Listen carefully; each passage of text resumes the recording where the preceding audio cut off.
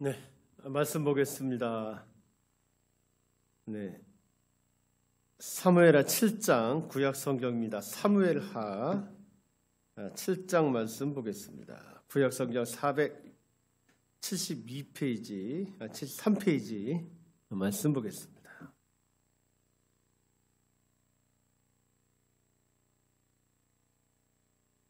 네, 먼저 7장 1절부터 4절까지 보고 계속 말씀 진행하면서 보겠습니다. 사무엘하 7장입니다. 1절에서 4절입니다. 같이 한번 쭉 읽겠습니다. 여호와께서 주위의 모든 원수를 무찌르사 왕으로 궁에 평안히 살게 하신 때, 네, 자 다윗이 유다의 지파의 왕이 아니라 이제 명실상부한 통일왕국의 왕이 됐을 때 2절입니다. 왕이 선지자 나단에게 이르되 볼지어다 나는 백향목 궁에 살거늘 하나님의 궤는 휘장 가운데 있도다. 백향목은 그 당시에 가장 좋은 건축 자재입니다. 자, 나는 지금 그렇게 화려한 궁에 있지만 하나님의 궤는 여전히 천막 가운데 있도다, 그 뜻입니다. 자, 나단이 왕께 아뢰되, 같이 읽겠습니다.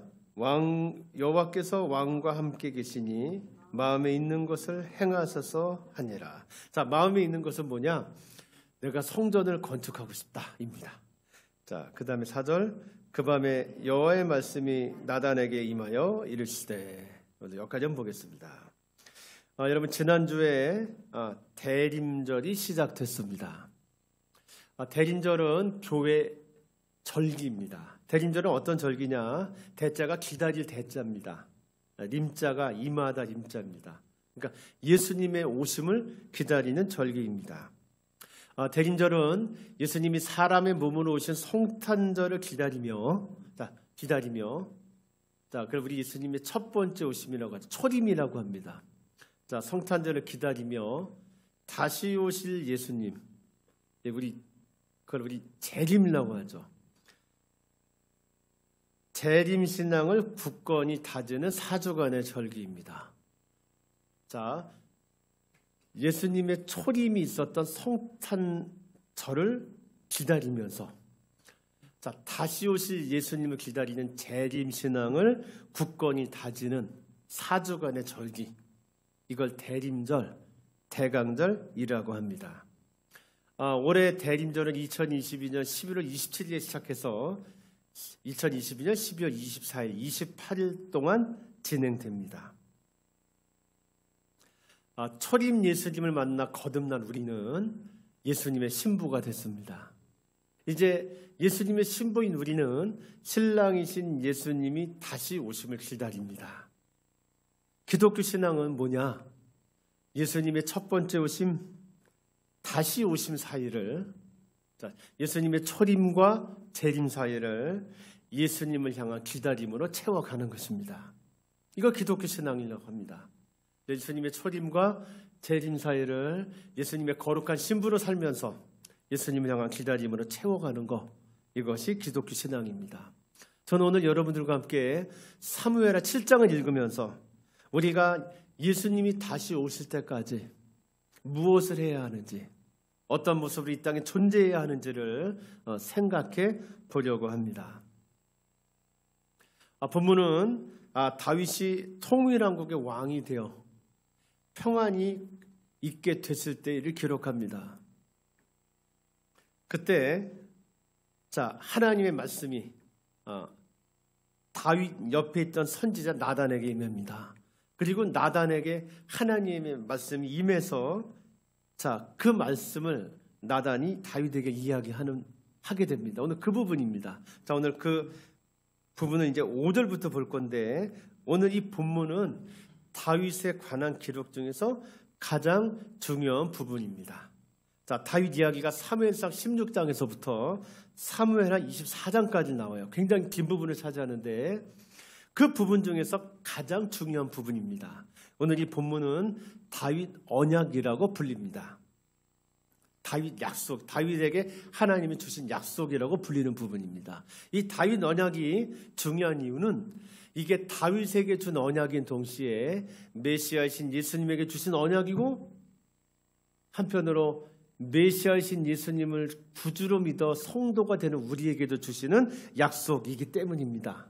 그래서 굉장히 중요합니다. 이 다윗 언약 속엔 복음이 들어 있습니다.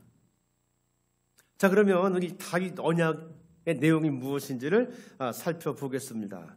자, 자기의 왕위가 든든해지고 정치적 안정이 이루어지자 다윗은 성전을 건축하려고 합니다. 이때 하나님은 선지자 나단에게 다윗 왕조에 관한 약속을 주십니다. 자, 먼저 우리 5절부터 7절을 보겠습니다. 5절부터 7절 내용은 뭐냐면 여러분, 야, 내가 언제 이스라엘에게 성전을 지어달라고 한 적 있었니? 이겁니다. 자, 다윗은 지금 여러분 성전을 짓고 싶어 하거든요. 근데 하나님이 하는 얘기가 뭐냐? 야, 내가 언제 너희들에게 성전 지어달랬니? 입니다. 자, 한번 보겠습니다. 자, 5절부터 자, 우리 같이 읽겠습니다.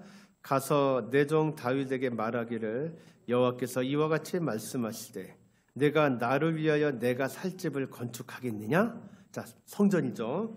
내가 이스라엘 자손을 애굽에서 인도하여 내던 날부터 오늘까지 집에 살지 아니하고 장막과 성전 안에서 다녔나니. 자, 아까 휘장이라고 그랬잖아요. 그렇죠? 자, 성막. 자, 텐트요. 요새 개념으로. 자, 거기 있었나니. 자, 이스라엘 자손과 계속 읽게요. 더불어 다니는 모든 곳에서 내가 내 백성 이스라엘을 먹이려고 명령한 이스라엘 어느 지파들 가운데 하나에게 내가 말하기를 너희가 어찌하여 나를 위하여 백향목집을 건축하지 아니하였느냐고 말하였느냐. 이렇게 얘기하는 거예요. 자, 야, 내가 언제 이스라엘 너희들에게 성전 지어달라고 했니? 그렇게 얘기하는 거예요. 자, 야, 기특하다 다윗아, 네가 성전을 지으려. 그게 아니고요. 내가 언제 너희들에게 백향목 최고급 건축자들을 써서 성전 지어달랬니? 그렇게 얘기하세요. 자, 신기하죠? 그래놓고 이제 8절부터 9절인데 이렇게 되어 있습니다. 내가 널 왕으로 삼고 너를 존귀하게 할게 라고 얘기하세요. 자, 8절 9절 시작. 그러므로 이제 내가 내 종 다윗에게 이같이 말하라. 만군의 여호와께서 이와 같이 말씀하시기를 내가 너를 목장 곧 양을 따르는 데서 데려다가 내 백성 이스라엘의 주권자로 삼고, 자, 왕으로 삼고 내가 가는 모든 것에서 내가 너와 함께 있어 내 모든 원수를 내 앞에서 멸하였은즉 땅에서 위대한 자들의 이름같이 내 이름을 위대하게 만들어 주리라. 이거 보세요. 이렇게 되어 있습니다. 자, 그리고 이제 10절부터 11절 전반부인데, 자, 외적이 너희를 침공하면 다윗 내가 다스리는 이스라엘을 내가 지켜주게 줄게 라는 약속이에요. 자, 우리 10절부터 보겠습니다. 내가 또 내 백성 이스라엘을 위하여 한 곳을 정하고 그를 심고 그를 거주하게 하고 다시 옮기지 못하게 하며, 이건 뭐냐면 나라를 망하지 않게 하겠다는 뜻이에요. 여러분, 나라를 망하면 백성들이 떠돌게 되잖아요. 그런 일이 없게 하며, 그 다음에 악한 종류로 전과 같이 그들을 해하지 못하게 하여 전에 내가 사사에게 명령하여 내 백성 이스라엘을 다스리던 때와 같지 아니하게 하고. 자, 그때 사사가 이스라엘 다스릴 때 외적들이 이스라엘을 매번 식민 통치했었거든요. 자주. 자, 그렇게 않게 하고, 그 다음에 너를 모든 원수에게서 벗어나 편히 쉬게 하리라. 자, 이렇게 돼 있어요. 자, 그리고 이제 나머지 11절 하반부터 16절까지는 내가 너의 왕권을 영원히 견고하게 해주겠다입니다. 그러니까 너의 왕위는 결코 흔들리지 않을 거야입니다. 자, 그다음 읽어볼게요. 자, 나머지 부분 시작. 여호와가 또 내게 이르노니 여호와가 너를 위하여 집을 짓고 내 수완이 차서 내 조상들과 함께 누울 때. 자, 다윗이 하나님을 위해 집을 짓는 게 아니고 하나님이 다윗을 위해서 집을 지어주시겠다 그래요. 자, 왕가를 세워주겠다는 얘기시죠. 그리고 자, 내가 내 몸에서 내 씨를 내 뒤에 세워 그의 나라를 견고하게 하리라. 그는 내 이름을 위하여 집을 건축할 것이요 나는 그의 나라 왕위를 견고하게 영원히 견고하게 하리라. 나는 그에게 아버지가 되고 그는 내게 아들이 되니 그가 만일 죄를 범하면 내가 사람의 매와 인생의 채찍으로 징계하려니와 내가 내 앞에서 물러나게 한 사울에게서 내 은총을 빼앗은 것처럼 그에게서 빼앗지는 아니하리라. 자, 잘못하면 심판하고 징계하겠지만 사울에게 했던 것처럼 그를 왕에서 내리게 하는 일은 없겠다. 그러니까 그의 왕이 언제 든든하게 해주겠다라는 이야기입니다. 자, 16절 내 집과 내 나라가 내 앞에서 어떻게 해요? 영원히 보존되고 내 왕위가 어떻게 해요? 영원히 경고하리라 하셨다 하라. 나단이 이 모든 말씀들과 이 모든 계시대로 다윗에게 말하니라. 아멘. 자, 여기까지 한번 보겠습니다. 여러분, 지금 이것은 하나님이 내가 성전을 건축해야지라고 마음먹었던 다윗에게 주신 약속입니다. 다윗 언약이라고 합니다. 여러분, 이 약속은 지금 두 가지로 되어 있습니다. 성전 건축, 왕위 번영. 이 둘로 되어 있어요. 후대 왕조의 번영 이 둘로 되어 있어요. 여러분, 자, 성전 건축을 하니까 다윗 왕가의 왕위가 영원히 경고하게 된 게 아니었습니다. 이 둘은 아무 상관이 없습니다. 다윗이 성전을 짓겠다고 마음을 먹었기 때문에 하나님이 다윗 왕조를 영원히 번영하게 해주신 게 아닙니다. 아까 보셨죠? 야, 내가 언제 너희더러 성전 지어달랬니? 백향목 성전 지어달랬니? 그러고 나서 하나님이 하신 게 뭡니까? 내가 너의 왕위를 견고하게 하고 너의 후손들도 영원히 왕가를 이루도록 해줄 게였습니다. 다윗의 선한 행동이 후대 왕조의 번영을 위한 결과를 만들어낸 게 아니었습니다. 여러분, 그거 아시겠죠? 다윗이 내가 성전 지어야지 마음 먹었더니 하나님이 그거를 기쁘게 보시고 다윗 왕조를 앞으로 영원하게 해줄게라고 얘기했다라는 말이 아닙니다. 그것과 상관없이 지금 하나님은 다윗의 왕조와 그것의 번영을 영원히 약속하고 계세요. 그렇기 때문에 다윗은 이걸 들은 다윗은 이렇게 이야기합니다. 18절부터 20절까지 읽어볼게요. 다윗 왕이, 이 말을 나단에게 들은 다윗 왕이 여호와 앞에 들어가 앉아서 이르되 주 여호와여, 나는 누구이오며 내 집은 무엇이기에 나를 여기까지 이르게 하셨나이까. 자, 내가 한 일과 상관없이 하나님께 영원한 복을 받는 자리에 이르게 하셨습니까? 하나님, 내가 어떤 존재인데 이렇게 사랑을 베푸십니까? 그렇게 얘기하는 거예요. 19절 20절 같이 읽겠습니다. 주 여호와여, 주께서 이것을 오히려 적게 여기시고 또 종의 집에 있을 먼 장래 일까지도 말씀하셨나이다. 주 여호와여, 이것이 사람의 법이니이다. 주 여호와는 주의 종을 아시오니 다윗이 다시 주께 무슨 말씀을 하오리까. 여러분, 그 사랑이 너무 클 때 우리 어떻게 얘기해요? 할 말이 없습니다. 너무 감사합니다. 다윗이 지금 그렇게 이야기하는 것입니다. 자, 그러면서 우리 띄어서 우리 27절부터 29절까지 끝절까지 읽겠습니다. 만군의 여호와 이스라엘의 하나님이여, 주의 종의 귀를 여시고 이르시기를 내가 너를 위하여 집을 세우리라 하셨으므로. 여러분 보세요. 하나님이 다윗의 집을 세워주시는 거예요. 자, 그렇게 하셨으므로 주의 종이 이 기도로 주께 간구할 마음이 생겼나이다. 주 여호와여, 오직 주는 하나님이시며 주의 말씀들이 참되시니 주께서 이 좋은 것을 주의 종에게 말씀하셨사오니 이제 정하건대 종의 집에 복을 주사 주 앞에 영원히 있게 하옵소서. 주 여호와께서 말씀하셨사오니 주의 종의 집이 영원히 복을 받게 하옵소서 하니라. 아멘. 여러분, 저희는 지금 다윗 인생에서 가장 중요한, 다윗 인생의 기록 중에서 가장 중요한 부분인 다윗 언약을 읽었습니다. 여러분, 본문의 초점은 성전을 건축해야지라는 기특한 마음을 가진 다윗이 아닙니다.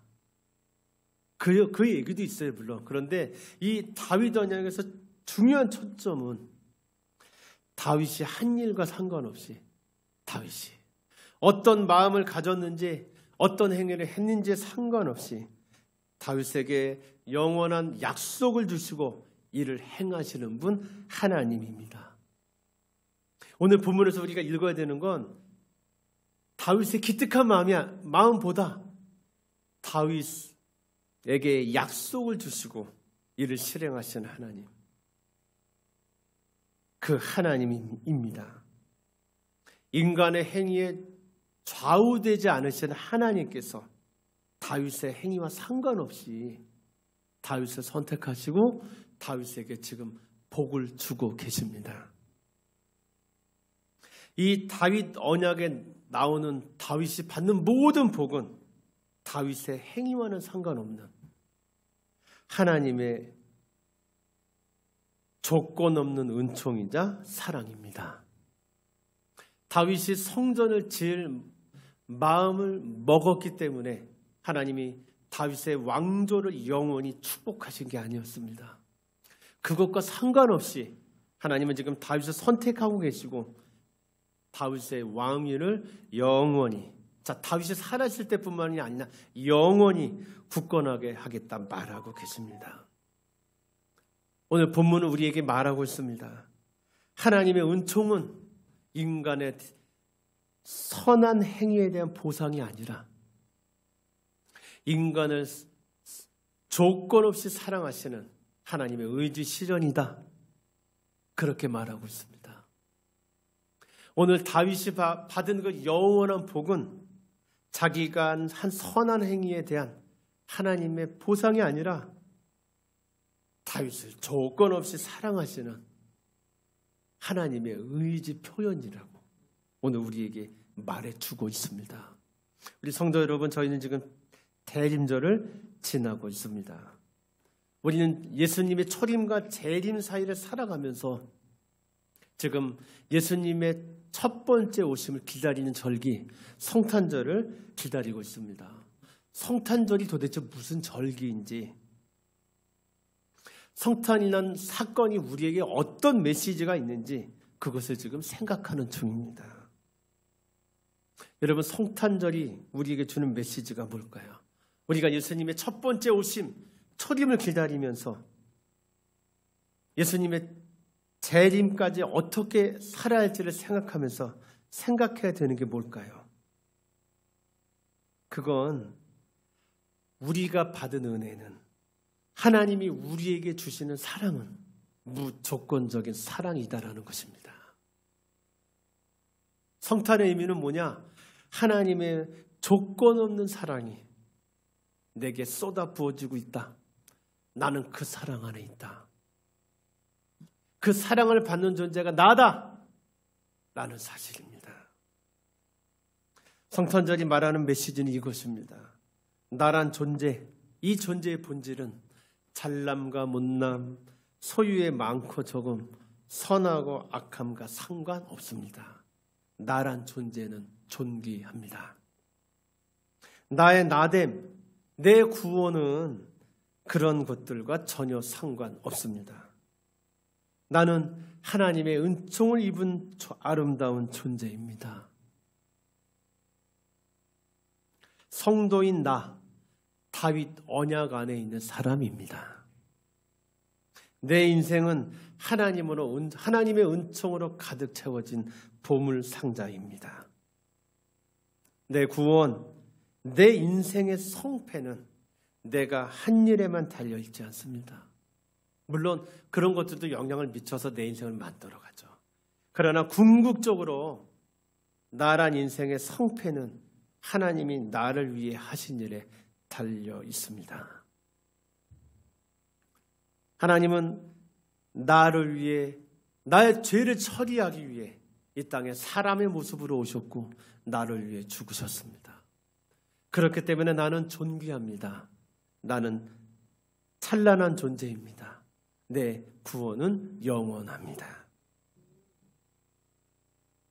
이것이 바로, 제가 지금 말씀드린 이것이 바로 나를 사랑하기에 자신을 낮추어 나를 찾아오신 하나님이신 예수님을 기념하는 날, 성탄절이 지닌 의미입니다.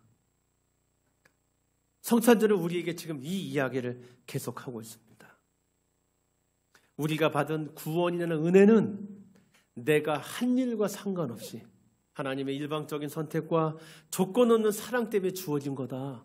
그러니 그거를 기억하라. 당신이 받은 구원이 그런 거라고. 당신이 받은 인생이 그런 소중한 거라고. 그걸 기억해라. 라는 것이 바로 성탄절이 우리에게 주는 메시지인 것입니다. 우리는 살다 보면 살면서 자꾸만 성탄절이 지닌 이 의미를 잊어버립니다. 성경은 계속 이야기합니다. 너를 향한 하나님의 사랑은 조건이 없다. 내 인생은 하나님의 선물이다. 구원도 하나님의 선물이다. 그러니 비록 넘어지고 실수하고 잘 안 되더라도 네가 그런 존재인 걸 알고 살아라. 성경은 계속 그 얘기를 하는데도 우리는 자꾸 성탄절이 지닌 이 의미, 더 크게는 성경 전체가 말하는 이 의미를 잊어버립니다. 여러분, 성탄절이 주는 이 의미를 기억하십시오. 당신이란 존재의 본질은 하나님이 당신을 위해 하신 일에 달려 있습니다. 당신은 신이 죽을 만큼 존귀하고 소중하며 아름다운 존재입니다. 여러분, 이 복음 위에 굳게 서십시오. 당신을 향해 조건 없이 쏟아지는 사랑, 당신이 어떤 마음을 먹건 하나님의 사랑은 당신에게 그냥 쏟아집니다. 하나님의 이 사랑 안에 당신과 당신의 인생이 있다는 것을 기억하십시오. 계속 이거를 기억하고 되새기고 기억하십시오. 이 기억이 바로 믿음이며 기독교 신앙입니다. 당신이 한 일에 기초해서 당신의 인생이라는 왕국을 세우지 마십시오. 그 왕국은 반드시 무너집니다. 하나님이 하신 일, 십자가에서 하신 일에 기초해서 그 위에 당신의 왕국, 당신의 인생을 세워 가십시오. 그러면 그 왕국은 다윗의 왕조가 영원한 것처럼 영원합니다. 하나님의 사랑 안에 당신과 당신의 인생이 있습니다. 이 믿음으로 당신 인생 속에 탄생하실 아기 예수님을 기다리십시오. 여러분, 이 믿음으로 있을 때 당신 안에 태어나시는 아기 예수님을 맞아들이고 그에게 경배하십시오. 이 믿음으로, 어떤 믿음이요? 하나님의 조건 없는 사랑 안에 나와 인생이 있다는 이 믿음으로 재림 예수님을 기다리십시오. 여러분, 우리는 예수님의 거룩한 신부입니다. 언제 우리는 예수님의 거룩한 신부가 될까요? 신랑이신 예수가 내게 조건 없는 사랑을 베풀고 있다는 걸 기억하고 그 사랑으로 살아갈 때입니다. 여러분, 이 사랑을 기억하는 것으로 예수님의 거룩한 신부가 되십시오. 이 믿음으로 신랑이신 예수가 다시 오시는 그날까지 당신의 인생을 신랑을 향한 기다림으로 채워가십시오. 저는 오늘 설교 제목을 이렇게 썼습니다. 내가 한 일과 상관없이 내게 주어지는 내 사랑 안에 있으렴. 하나님의 이 자애로운 음성이 오늘이 12월 4일 주일 예배를 드리는 우리 성도들 귀에, 성도들의 마음의 귀에 또렷하게 크게 들릴 수 있기를 빕니다. 이 말씀이 들림으로 여러분이 예수님의 거룩한 신부가 되어 예수님을 기다리는 그런 삶을 살아갈 수 있기를 빕니다. 내가 한 일과 상관없이 영원한 사랑을 주시는 내 아버지 하나님, 내 신랑 되신 예수님, 그분을 사랑합니다. 기도하겠습니다.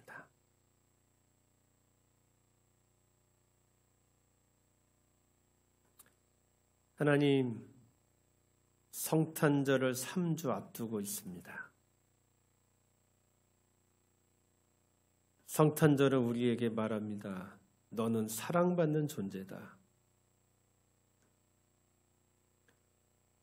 너의 본질은 사랑받는 존재다 말씀하고 계십니다. 하나님, 이 사실을 잊고 살 때가 많습니다. 성령님, 우리에게 오셔서 하나님이 아기 예수의 모습으로 오시면서까지 우리에게 주셨던 이 진리, 예수님이 십자가에서 피 흘리며 돌아가시면서까지 가르치시게 했었던 이 진리, 그 진리를 저희들 믿으며 살게 하시옵소서. 하나님, 이 믿음으로 예수님의 거룩한 신부가 되어 예수님이 다시 오시는 그날을 살아가는, 그날까지 거룩하게 살아가는 저희들 되게 하시옵소서. 우리에게 조건 없는 영원한 사랑을 베풀고 계시는 우리 예수님의 이름으로 기도드립니다. 아멘.